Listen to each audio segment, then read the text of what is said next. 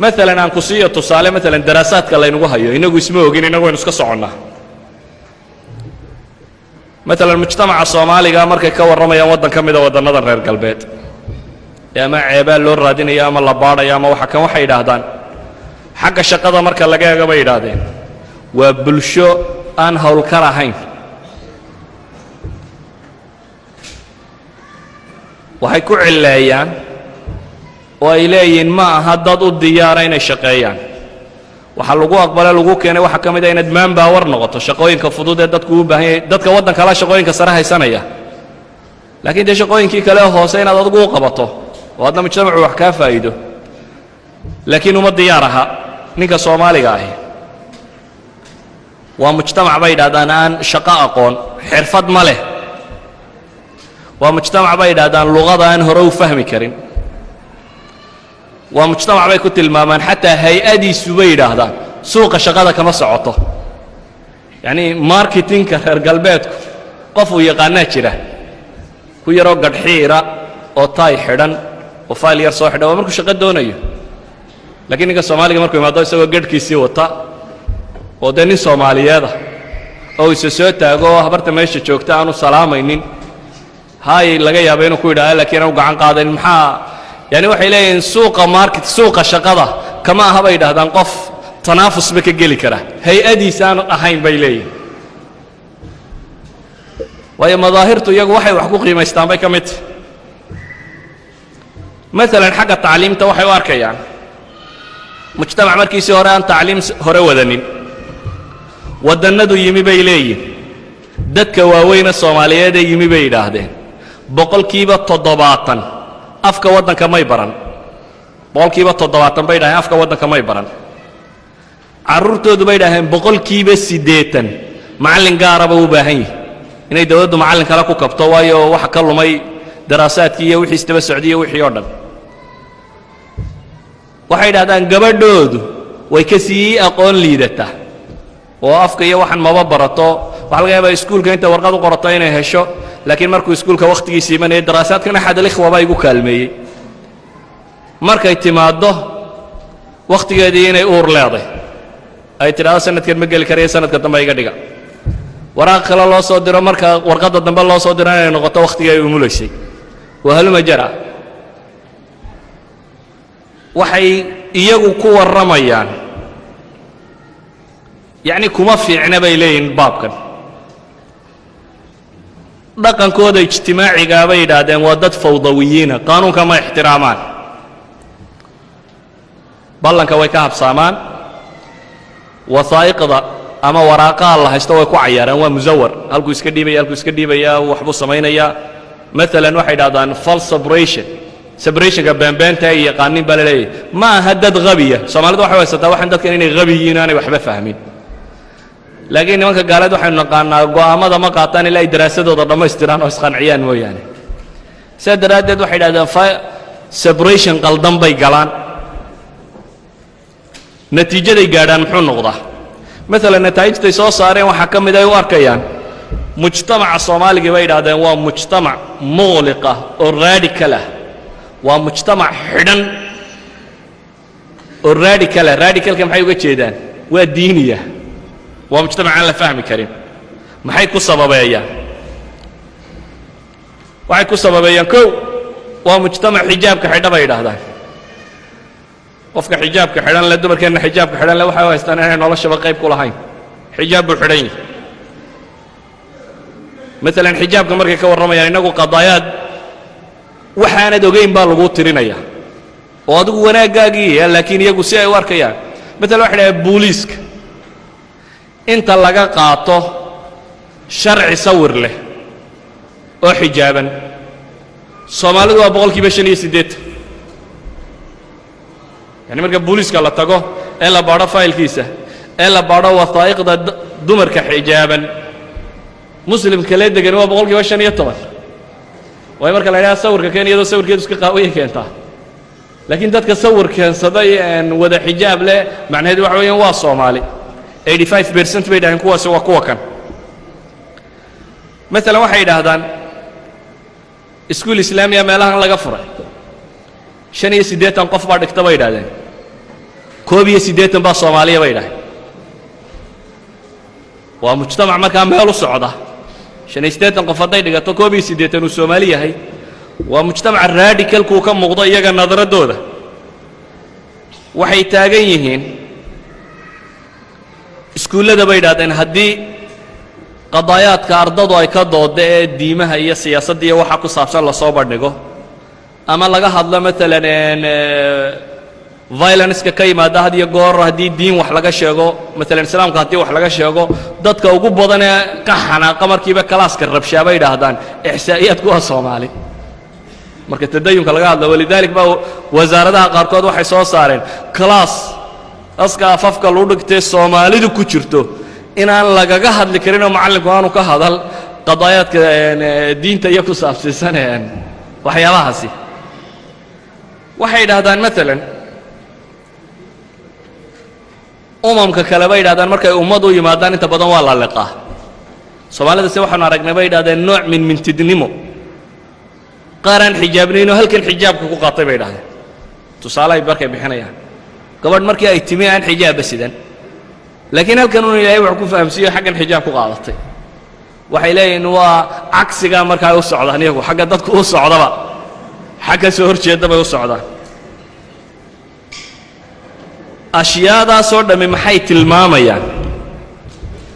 waxa ay qaateen istintaajaadkooda markay isu geeyeen mujtamaca Soomaaliga inuu yahay alwariithu sharci lilusuuliyya dadkan usuuliyada la yidhaahdo radicalka dadka dhaxlaya xaqa u leh ee bahasha daba taaganinayiin iyaga sadaradeed baa laga sheegaya mustashriqiintooda mid ka mid intuu khudbad jeediyay inuu kaga waramayay Soomaaliga dadka la yidhaahdo inaan qof gaala lahayn xataa buu yidhi shuuci ha ahaado liberalism ha waxa ha aaminsanaado meel uun buu haddana bahasha kaga sii naban yahay buu leeyahay waxay naga qaateen natiijo odhanaysa waa mujtamac mutafarriqa haddaad istiraado qadaayaadkooda iyo mashaakilkooda kala xidhiidh oo kala hadal ma jirto cid matasha waa iyagu siday u arkayaan 2,000 oo urur oo yaryar iyo 2,000 oo wax iyo waxan bay wataan waxay qaateen aragti odhanaysa waa mujtamac isagoo muqliqa ayaa demografigiis kobiciisa badan bay leeyihiin haddana marka loo qiimeeyo mujtamacyada kale sadaradeed bay maalan ixsaa'iyaadkooda waxay tilmaamaan xaafad ka mid ah ixsaa'iyaad laga qaaday bay yidhaahdeen 311 carruura muddo sannada ku dhashay xaafaddii 311 carruur ee xaafaddaasi ku dhashay muddo sannad gudihii 154 Soomaaliya dhashay bay yidhaahdeen 157 ummadda kale oo dhan baa dhashay muxuu ku tusinayaa markaa saambulkaa yari haddii meel yar xaafad yar bulshada degan ee 311 qof ku dhalatay 154 uu Soomaali noqdo 157 dadkii kale oo dhan noqday waxay qaateen daraasaadkooda iyo ixsaa'iyaadkooda marka la isku daro aragti qaldan oo muslimka iyo usuuliga laga fahamsay koow oo lagu daro akhtaa'deena iyo gafafkeena laba oo lagu daro qaybsanaanteena iyo kala daadsanaanteena oo lagu daro xal u raadin la'aanta mushkilaadkeena oo lagu daro faham la'aanteena iyo mintadkeena inta marka la isku daro mujtamacaas sida ay ula dhaqmayaan ama sida ay u arkayaan muxuu yahay idinka ka jawaabi waxaan leenahay waxaad noqonaysaa mujtamac ghayru marghuub mid aan la rabin ama mid aan la jeclayn aqallu ma yumkin ama mid la neceb yahay haddaba waxaan leenahay aragtida ilaa hadda laynaga qaatayna hadday taa tahay fama alxal waa maxay xalku dadku inta badani waxay kolle maskaxdiina ka gooxaysa dee xal kale ma jira ninku waddankiisa qabto waa dhab iyagaaba yidhaahda dabaddu way fiican tahay bay dhahaan laakiin gurigaaga ka sii fiican hadday dabaddu fiican tahay oo qofku is yidhaahdo dabadda u dhoofdhoof inuu gurigiisa iyo waddankiisa uga sii fiican qof kastoo bini aadama waxaan leenahay mujtamacii hijroonayey ama guurayey waa gaar mujtamacan soo hadhaya ama meesha jooga maxaynu uga tagnaa maxaa uu u baahan yahay si uu u noolaan karo ninkii guuraya waxaan leenahay guur fa biha wa nicmat laakiin u diyaargarow sidaad u guuri lahayd kow kan hadhayna gaalnimaha uga tegina si aad wax ugaga tegi lahayd haddaba kan soo hadhay oo aniga ilaa hadda suuradda aan arkaya ay u badan tahay intii ugu badnayd muxuu noqon karaa xuluusha mustaqbalkooda wax ka ilaalin karta dhib baa ina haysato soomaaliyana xaggaana dhib badan oo kale inagaga furanayo soomaaliya laakiin waxaa aad u habboon inaynu tanna in badan isha gelinno oo waxaynu ka qaban karna aynu ka qabanno xalka koowaad ama muqtaraxa koowaad shayga soo jeedinta koowaad waxa koowaad aan isleeyahay soo jeedi wuxuu yihi waxa aynu u baahannahay tacaawun iyo takaatuf iyo tawxiidi saf iskaashi midnimo iyo kulan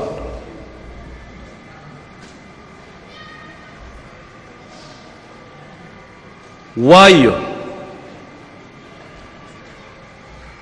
kulanka iyo midnimadu waa la yaqaanaa waxtarkeedu intuu leegyahay nolosha waxa kaloo la yaqaano ee idiin sheegaya galbeedku dimuqraadiyadda ka jirta usuul bay leedahay dimuqraadiyaddu maaha cadaalad la iska wasaco saa dadka badhmoodayaan usuul bay leedahay ah in cid walba loo oggolaado xaqeeda inay dhacsan karto waa loo oggolaado laakiin hadday iyadu baylihiso cidi uma doodo cidda xaqeeda markaa baylihaysaa cid taloo tidhahdo war nimanka xaqooda hala siiyo badani ma jirayso sidaa daraaddeed waxa la oggolaaday cid waliba inay yeelato organkii xaqiisa u diriri lahaa ee u dagaalami lahaa waa waxyaabaana maqashaan ee niqaabaadka la yidhaha organizationska ururka dhakhtarrada ururka dumarka ururka caynkan ururadani waa maxay urur waliba wuxuu ilaalinayaa masaalixda ummaddani ay leedahay ummadda dhakhtarku masaalixdeeda ururkooda u ilaalinaya ururkooda baarlamaanku hadduu ku xadgudbo ka celinaya ururkooda dawladdu hadday ku xadgudubto ka celinaysaa ururkooda waxay xaq leeyihin raadcaynaya ururkani wuxuu u dhisan yahay inaanu dayacmin xaq dhakhtarku leeyahay sida daraaddeed nin baa u heegana inuu xaqa dhakhtarka ilaaliyo waa urur jira ee ma aha intay ururada kale isu tageen may odhanin war dhakhaatiirta xuquuqdooda la siiyo hadday dhakhaatiirtu iyaguba aanay xaqooda raadsanin cidna lama ilaalinayso sida daraaddeed haddaynu rabno bulshada galbeedka joogtaa inay jiri karto ee soomaaliyeed waa inay noqotaa ragma anfiha ragma ikhtilaafaatiha waa inay noqotaa dad wax ku midoobay wax isugu yimi masaalix wada ilaashanaya dad masaalix wada ilaashanaya oo isku midoobay ninka Soomaaliga ah kelimada midnimo la yiraahdo waqtiga kan marka laga hadlo ninka ka hadla nin riyoon ayuu yaqaan waxa xaqiiqo jirta taas nin kasto idinka kamid ah ama dad kamid ah dad midnimo iyo waxa kala hadasho waayo rawaasibtii ama wixii uu kala yimi Soomaaliya maskaxdiisa nin walba ka buuxa dadkii iyo reeriisa isugu madhaan iyo sida loo kala fogaaday iyo dhibta meesha taal iyo taas baa nin walba maskaxdiisa ka buuxo war dadkani waxna midoobi kari maayo waxna isku ma lahe ha ku xiiqina iska daayin lagu yiraahdo meesha laga yaabo laakiin haddii kale wuxuu maad ku dhici dibiga madow waxa la cunay un goortii dibiga cad la cunay taas waa qadiyo xaqiiqo oo ku haysan doonta waxaan leenahay jiritaan iyo badbaado jaaliyad Soomaaliyeed oo daba joogta wuxuu ku xidhay midnimo hadday taa weydo ilaahay baa mustaqbalka og laakiin anigu inay dumayso oo baaba'ayso ayay iigu muuqataa